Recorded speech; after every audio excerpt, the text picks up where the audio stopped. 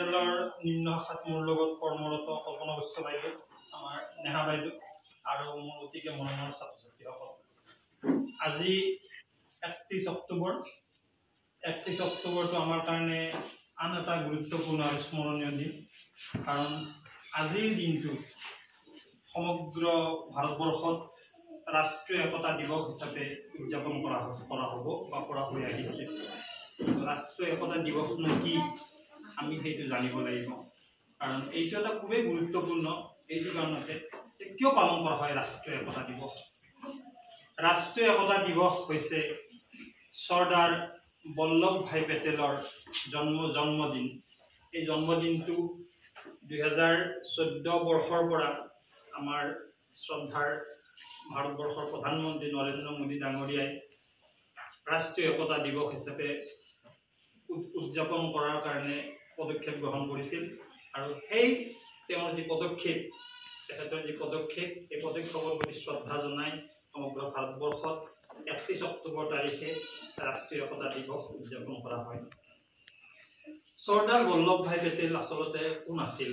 এই বিষয়টো যদি আমি চাবলৈ যাওঁ, চৰ্দাৰ বল্লভ ভাই পেটেল আছিল ভাৰতৰ স্বাধীনতা আন্দোলনৰ এগৰাকী সতেজ আৰু সবল মুক্তিযুঁজাৰু।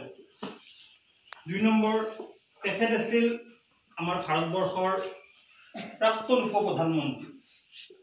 তাৰ পিছতে আছিল তেখেত এগৰাকী সবল ৰাজনীতিজ্ঞ আৰু এগৰাকী পৰিপক্ক ৰাজনীতিজ্ঞ,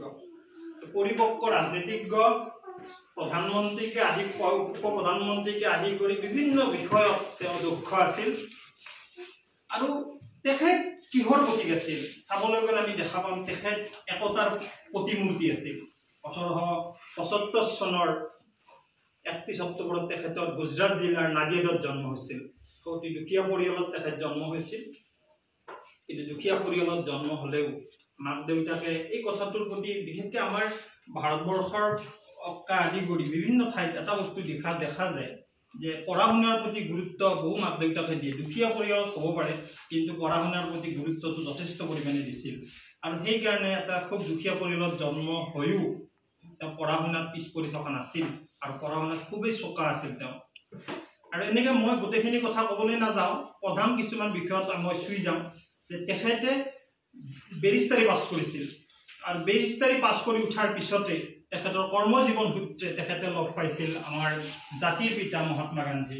আৰু মহাত্মা গান্ধীৰ যি পথ, মহাত্মা গান্ধীৰ যি ৰাস্তা, যিটো ৰাস্তাৰে মহাত্মা গান্ধীয়ে আগবাঢ়িছিল, সেই ৰাস্তাটো আমাৰ চৰ্দাৰ বল্লভ ভাই পেটেলৰ খুবেই ভাল লাগিছিল। আৰু সেইকাৰণে মহাত্মা গান্ধীৰ হাতত হাত ধৰি তেওঁ ভাৰতৰ স্বাধীনতা আন্দোলনত এগৰাকী সবল মুক্তিযুঁজাৰু হিচাপে আগবাঢ়ি গৈছিল। আৰু পিছলৈ তেখেতে জৱাহৰলাল নেহেৰুৰ যি কাৰ্যকাল, জৱাহৰলাল নেহেৰু যেতিয়া প্ৰধানমন্ত্ৰী হৈছিল, ভাৰতবৰ্ষৰ প্ৰধানমন্ত্ৰী হওঁতে তেখেতক এটা দায়িত্ব দিছিল, এয়া আছিল উপ প্ৰধানমন্ত্ৰী। আৰু উপ প্ৰধানমন্ত্ৰী হৈ তেখেতে দেশখনৰ যি কাৰ্যকলাপ, দেশখন কি দৰে চলাই নিব, এই ক্ষেত্ৰত জৱাহৰলাল নেহেৰুক যথেষ্ট পৰিমাণে সহায় সহযোগিতা আগবঢ়াই লৈ গৈছিল। তেখেত একতাৰ প্ৰতিমূৰ্তি বুলি কোৱা হয়, তেখেতক একতাৰ প্ৰতিমূৰ্তি বুলি কোৱা হয়। একতাৰ প্ৰতিমূৰ্তি মানে আচলতে কি? তেখেত আছিল একতাৰ প্ৰতিমূৰ্তি, চিম্বল অফ ইউনিটি বুলি যিটো কোৱা হৈছে, একতা। আমি জীয়াই থাকিবলৈ আমাক একতা লাগিব, আমি এক হৈ থাকিব লাগিব। এইটো কথা যমুনালাল বাজাজে কৈছিল। এই ক্ষেত্ৰত এটা কথা, সৰু উদাহৰণ এটা মই দিওঁ, তোমালোকক জনা উচিত। আমি যমুনালাল বাজাজে যেতিয়া ভাৰতবৰ্ষৰ স্বাধীনতা আন্দোলনৰ সময়ছোৱাত পইচা পাতিৰ দৰকাৰ হ'ব বুলিয়ে যমুনালাল বাজাজে মহাত্মা গান্ধীক এখন চেক দিছিল। আৰু চেকখনত কৈছিল যে আপুনি ইয়াতে যিমান পইচা লিখি দিয়ে মই তাত লিখিলে, আপুনি ক'লে মই যিটো কয় আপুনি মই ইয়াতে লিখি দিম। যমুনালাল বাজাজে মহাত্মা গান্ধীক কৈছিল। কিন্তু মহাত্মা গান্ধীয়ে এই কথাটো স্বীকাৰ কৰা নাছিল। কাৰণ ভাৰতৰ স্বাধীনতা আন্দোলন মানে হৈছে সহযোগিতাৰ আন্দোলন, সহযোগ কৰিব লাগিব। তেতিয়া মহাত্মা গান্ধীয়ে কৈছিল যে প্ৰত্যেক ঘৰ মানুহৰ পৰা এটকাকে হৈ যিটো পইচা জমা হ'ব, সেইটোৱে হ'ব আমাৰ ভাৰতৰ স্বাধীনতা আন্দোলনৰ মূল অস্ত্ৰ। যে ভাৰতৰ স্বাধীনতা আন্দোলনত জয় হ'বৰ কাৰণে আমাক যি টকাৰ প্ৰয়োজন, সেই টকাটো কোনো এজন মানুহৰ পৰা তেওঁ ল'ব খোজা নাছিল। কাৰণ আমি ভাৰতবৰ্ষ স্বাধীন হ'ল মানে কি, গোটেই ভাৰতবৰ্ষ স্বাধীন হ'ল মানে কি, ভাৰতবৰ্ষত বাস কৰা প্ৰতিজন মানুহে স্বাধীন হৈ গ'ল। তাৰমানে এইটো কথা এইটো মহাত্মা গান্ধীয়ে বুজাই দিছিল যমুনালাল বাজাজক ঠিক একেদৰে আমি যদি চৰ্দাৰ বল্লভভাই পেটেলৰ কথা চাবলৈ যাওঁ চৰ্দাৰ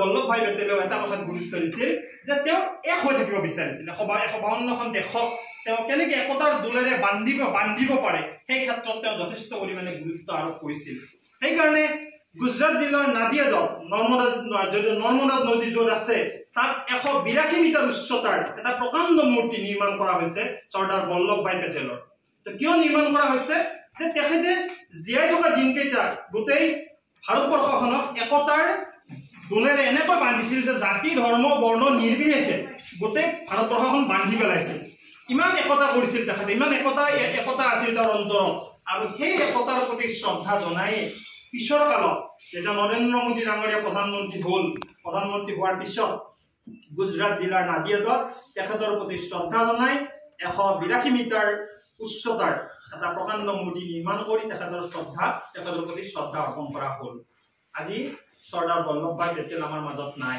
কিন্তু তেখেতৰ যিটো একতা এই একতাৰ কাৰণে আজিও আমি তেখেতক জীয়াই ৰাখিছোঁ আমাৰ প্ৰত্যেক 31 অক্টোবৰ তাৰিখে গোটেই ভাৰতবৰ্ষত ৰাষ্ট্ৰীয় একতা দিৱস উদযাপন কৰা হৈ আহিছে আৰু এনেকৈ আমাৰ ৰাষ্ট্ৰীয় একতা দিৱস আমাৰ উদযাপন কৰা হৈ থাকিব এইটো ডাঙৰ কথা নহয় কিন্তু তেখেতে কি দি থৈ গ'ল তেখেতে কি শিকাই গ'ল আচলতে তেখেতে এটা কথা শিকাই গ'ল যে আমি এক হ'ব লাগিব এইটো এই একতাটো ক'ৰ পৰা আহিব আমাৰ স্কুলত কিয় আমি এইবিলাক দিৱস উদযাপন কৰিব লাগে এই যিটো একতা সেই একতাটো আমাৰ সৰু কালৰ পৰাই হ'ব লাগিব এই যে আমাৰ বিদ্যালয়ত যেতিয়া আমি পঢ়া শুনা কৰোঁতে আমি তই বেলেগ মই বেলেগ এই বস্তুটো হ'ব নালাগে তই হিন্দু ধৰ্মৰ পৰা আহিছ তই বেলেগকে বহিব লাগিব তই মুছলমানৰ পৰা আহিছ তই বেলেগকে বহিব লাগিব এইটো নহয় এই বস্তুটো আমাৰ চৰ্দাৰ বল্লভভাই পেটেলে শিকাই থৈ গৈছে তেখেতে কৈছে যে এক হৈ বহিব লাগিব আমাৰ কোনো জাতি ধৰ্ম বৰ্ণ এইবিলাক আমাৰ ভাগ বতৰা হ'ব নালাগে আমি যেটো আমাৰ জুবিন গাৰ্গে কৈ থৈ গৈছে দেখুৱাই থৈ গৈছে কৈয়ে নহয় তেখেতে দেখুৱাই থৈ গৈছে যে কোনো জাতি ধৰ্ম বৰ্ণ নাই আমি সকলো এক হৈ থাকিব লাগিব আমাৰ কোনো হিন্দু ধৰ্ম মুছলমান ধৰ্ম শিখ খ্ৰীষ্টান বুলি কথা নাই আমাৰ প্ৰথম পৰিচয় হৈছে আমাৰ মানুহ আৰু মানুহ হৈ আমি মানুহৰ দৰে জীয়াই থাকিব লাগিব আৰু মানুহ হৈ মানুহৰ দৰে জীয়াই থকাটোহে প্ৰকৃত মানৱ ধৰ্ম এইটো আমাৰ অসমীয়া জুবিন গাৰ্গে কৈ থৈ গৈছে আৰু চৰ্দাৰ বল্লভভাই পেটেলেও সেই ৰাস্তা এই পথ দেখুৱাই থৈ গৈছে আমাৰ প্ৰত্যেক বছৰৰে 31 অক্টোবৰ তাৰিখে আমি ৰাষ্ট্ৰীয় একতা দিৱস উদযাপন কৰি থাকিম কিন্তু অকল দিৱস উদযাপন কৰিলেই নহ'ব তাৰ লগে লগে আমাৰ মনৰ ভিতৰত যিটো ভেদভাৱ যে তুমি বেলেগ জাতিৰ পৰা আহিছা মই বেলেগ জাতিৰ পৰা আহিছোঁ এই ভাৱনাটো থাকিব নালাগে আমি সকলো এক হৈ থাকি আমাৰ স্কুলখন প্ৰথমতে আমাৰ সৰু ভাগৰ পৰা আহিব প্ৰথমতে আমাৰ স্কুলখনকে ভাল কৰোঁচোন প্ৰথমতে আমাৰ ক্লাছটো ভাল কৰোঁচোন আমাৰ ক্লাছটো ভাল হোৱাৰ পিছত তাৰপিছত আমাৰ গোটেই স্কুলখন ভাল হ'ব স্কুলখনৰ পিছত আমাৰ ওচৰ চুবুৰীয়া ভাল হ'ব